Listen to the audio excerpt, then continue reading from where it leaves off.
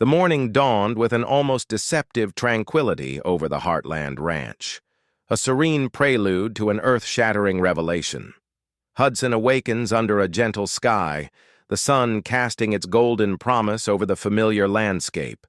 Horses graze, peacefully, their breath misting in the crisp air. Inside the barn, Amy grooms a chestnut mare. Her movements are practiced, her mind seemingly distant, a picture of routine and safety that feels almost too normal, a held breath before the inevitable shift. The camera, sensing the monumental change to come, moves with slow deliberation. Faint footsteps approach, heavy with the weight of time and a long, arduous journey. The lens focuses on a pair of scuffed, dusty boots that haven't trod this ground in years. Denim, a worn jacket, a tall silhouette at the barn's entrance, backlit by the rising sun. A collective heartbeat skips, the moment stretches, the music fading to a profound silence. Then his face comes into view. Ty Borden, alive, breathing, standing right there. For an instant, disbelief reigns. Is it a dream, a fleeting flashback? But no, it's undeniably real. He has returned, and in that moment, time itself seems to pause. Amy freezes, the brush clattering from her hand. Lindy, watching from a distance, her eyes wide with a child's unfiltered disbelief. The wind whispers through the trees, the world holding its breath. Everything once accepted, every step taken to move forward, shatters in the most beautiful, heart-wrenching way. The truth, buried under years of silence and sorrow, begins to surface. When Ty was shot seasons ago, the world was told that complications had claimed him. The hidden reality was far more complex. After being rushed to the hospital in critical condition, Ty's path diverged dramatically. He had been on the verge of exposing a dangerous, illegal wildlife trafficking ring, making powerful enemies who would stop at nothing to silence him. Recognizing the imminent threat to Ty and his family, the government orchestrated his disappearance. His death was faked, his identity erased, and he was placed into witness protection, completely cut off from Amy and Lindy for their own protection. For years, Ty lived in silent isolation, unable to contact his loved ones, waiting for the day it would be safe to return. That day has finally arrived. Ty didn't vanish out of desire, but out of an unbearable choice. Protecting Amy and Lindy was paramount, worth more than his freedom, his very identity. Every second in hiding, every lonely night in a borrowed life was fueled by their faces. Amy's strength, Lindy's smile. He made the ultimate sacrifice, driven not by fear, but by an unwavering love. Now, after what felt like an eternity, with the threat neutralized and the case officially closed, the chains that bound him have broken. The road home, once an impossible dream, is now reality. Ty Borden takes that road, step by deliberate step, back to Heartland, the only place he has ever truly belonged. The scene returns to Amy in the barn, lost in the comforting rhythm of grooming the mare. Dust motes dance in the light. A morning like any other, or so it seemed. The familiar creak of the barn door, a sound heard countless times. She doesn't react until something shifts in the air, a sudden stillness, a palpable change. Slowly she turns, her hand frozen mid-stroke. Her breath catches. There he is, Ty, standing in the doorway, weathered by time. An undeniable strength in his presence, but unmistakably him.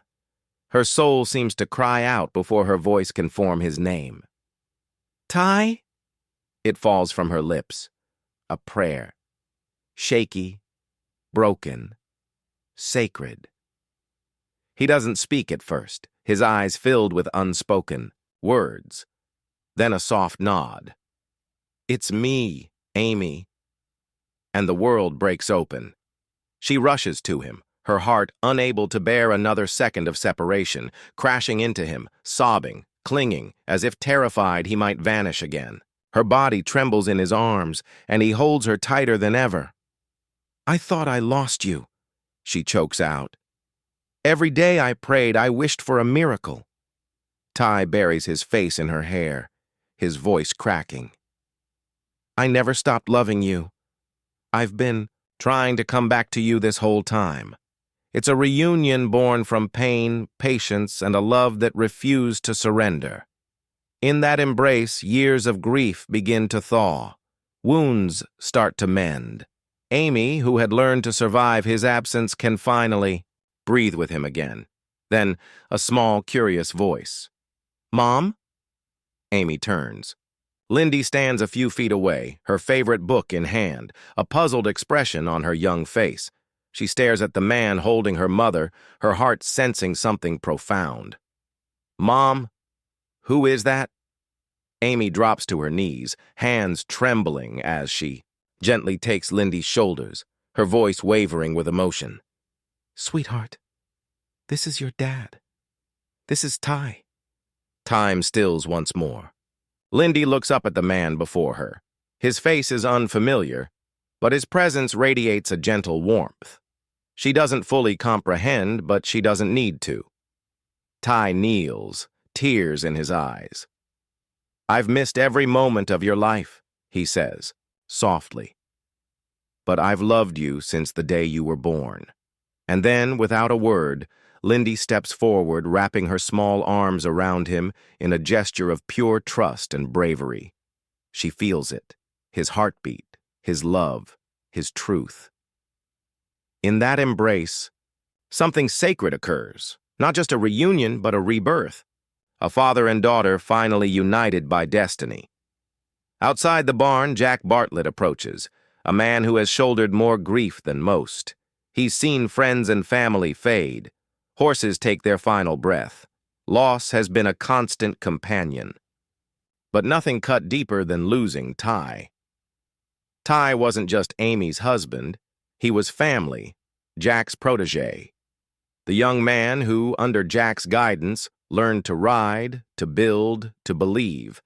The boy who became a man Jack loved as his own son. Their bond was forged in sweat, hard work, trust, respect, and the quiet understanding of true family. The day Jack was told Ty had died, he didn't weep, he didn't speak, but something deep within him fractured, leaving a wound that never truly healed. It wasn't just the loss of a mentee, but the loss of a future envisioned for Ty, for Amy, for the family they were building. So when Jack hears cries from the barn, his mind races. An injured horse? Amy, lost in a painful memory? But as he steps inside, his breath catches. There before him stands Ty. Their eyes meet. Time freezes. Jack, carrier of so much grief, stops mid-step, struggling to comprehend. "Hi, Jack," Ty says, his voice low, thick with emotion. Jack's hand trembles as he slowly removes his hat, his eyes, usually a bastion of strength, welling with tears. In that moment, years of silence, pain, and wondering do for what feels like an eternity. Jack stares, suspended between disbelief and a flood of memories. His lips tremble. He takes a breath, then another, and slowly walks toward Ty. Each step heavy with the weight of mourning, a man who was never truly gone. Face to face, Jack's jaw tightens, fighting the overwhelming emotion. "You little son of a gun," Jack says, his voice gruff, thick with unshed tears. "I knew in my gut you weren't gone. I just couldn't let myself believe." Without hesitation, Jack pulls Ty into a fierce embrace. A father welcoming a son home from war. His arms are strong, protective, filled with a love shaped by time and loss. He slaps Ty's back, just as he did when Ty first arrived at Heartland. A lost, angry boy searching for belonging. That same slap now carries decades of love, forgiveness, and overwhelming relief. "You were the best damn decision Amy ever made," Jack mutters, his voice breaking. "And now you're back." Thank God you're back. This isn't just Ty's return. It's healing. For Jack, it's the restoration of his family's missing heartbeat. The hole in his heart finally filled. For the first time in years, he can breathe again. Later, that night as the shock settles, the ranch bathed in quiet evening, Jack and Ty sit on the porch. Much like old times, crickets chirp. Stars scatter across the sky. They sip coffee in comfortable silence, and in that stillness, Jack says the words carried in his heart for years. You made me proud, Ty. Every damn day. I may not have said it enough, but you were always like a son to me, and I never stopped loving you like my own. His voice is shaky. Lou, he's back, Lou. He freezes. Who's back? She asks, though part of her already knows. Ty? For a moment, Lou laughs, a breathless, nervous laugh of disbelief, shock, and fear. The sound of her world shifting on its axis. Her organized mind goes blank. No, she whispers, shaking her head. No, Jack, that's not funny. It's not a joke, he replies softly. He's here, alive. Lou doesn't hang up. She grabs her keys, trembling, mind racing. No plan, just instinct. She grips the steering wheel, knuckles white, heart pounding, torn, between hope and fear, pulling into Heartland's familiar drive. She sees them, Ty by the barn, holding Amy's hand, smiling with his entire being. Lou's heart stops. Her breath catches. She steps out of the car, legs unsteady. For a moment she stands frozen, watching this impossible reunion. When Ty turns towards her, their eyes meet, and her voice finally breaks free. Ty, she whispers, cracking under the weight of unspoken emotions. Ty walks towards her, tears glistening. Lou doesn't wait. She runs into his arms, reclaiming a brother she thought lost forever. And for the first time in years, Lou lets herself cry. Not for the past, but for the miracle before her. It's like seeing a ghost, she says. Hey, Lou, he says gently. Her breath catches, a silent gasp. Her lips tremble, words failing, swallowed by disbelief. Her eyes wide with a whirlwind of shock, joy, confusion, scanning his face, desperate for proof he's real. Finally, in a fragile voice, she whispers, No, you're supposed to be. The sentence shatters, grief rushing forward. Tears come. A sudden storm. Her body trembles, legs unsteady, stumbling forward, heart racing. With every step, 1,000 emotions crash over her. Love, pain, anger, an undeniable need to hold him. She falls into Ty's arms, sobs racking her body. You don't understand what you did to us, Lou's voice cracks. To Amy, to me. We broke, Ty. We broke into 1,000,000 pieces. The words spill out, an ocean of years mourning his loss. Ty pulls her closer, his own tears falling. This isn't just a reunion. It's reckoning. The guilt he's carried rises. I never wanted to hurt you, he says, voice thick with remorse. I didn't have a choice, Lou. If I could have come back, if I could have just called, I would have moved heaven and earth. Lou pulls back, hands trembling, touching his face, fingers brushing familiar lines. I don't care about what happened, she says breathlessly. You're here. You're breathing. You're alive. That's all that matters now. For Lou, this is breakthrough, release. After years of holding her breath, the wall she built crumbles. She collapses because the one she lost is back. She doesn't have to be the strong one anymore. Georgie was chasing Olympic dreams halfway across the world when the call came. She refused to believe it. This has to be a mistake, she said. Some sick prank. But something in Lou's voice, an unspeakable truth, made her pause. She raced to the airport, mind reeling with memories of Ty, training, rides, late night. Talks. How he saw her as more than a foster kid, as fierce, capable. He was the first to truly believe in her. His death shattered that belief. Stepping onto Heartland's familiar soil, her heart pounded. She saw him by the fence, just where he used to be. Time stood still. Her backpack slipped. Her legs felt like jelly. He said it. His voice, a beacon. Georgie, her name. The voice she never thought she'd hear again. She ran, throwing herself into his arms, sobs hard and fast. "You don't know how much I needed you," she cried into his chest. "When you died, I lost my compass. The one person who never gave up on me."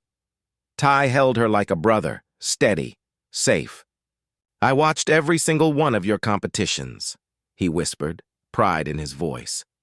"I knew you'd be incredible. You always were. I never stopped believing in you." Later, under the vast, star-filled sky, they talked horses, victories, falls. Then Georgie said, "What lived in her heart? You weren't just family to me. You were my big brother. And losing you, it broke something in me I didn't think could ever heal. But now it's starting to." Tim Fleming rarely showed emotion, not because he didn't feel it, but because its depth scared him. He'd messed up too many times. When Ty died, he buried his grief under anger, fighting the world himself. He couldn't protect his daughter, couldn't protect Ty.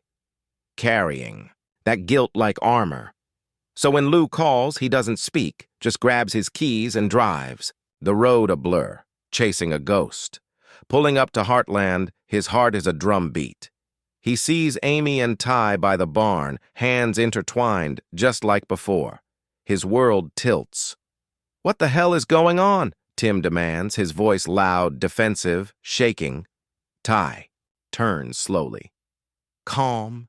"It's me, Tim. I'm alive." Tim's face flushes. Rage, betrayal, shock, relief, love, all tangled. "You died, Ty," Tim shouts, voice cracking. "We buried you. Amy mourned you. I mourned you. You left us with nothing." Amy steps forward, but Ty doesn't flinch. He walks closer, eyes locked on Tim's, the man who had come to respect him, love him like a son. "I begged them to let me come back," Ty says, voice strong, sorrowful.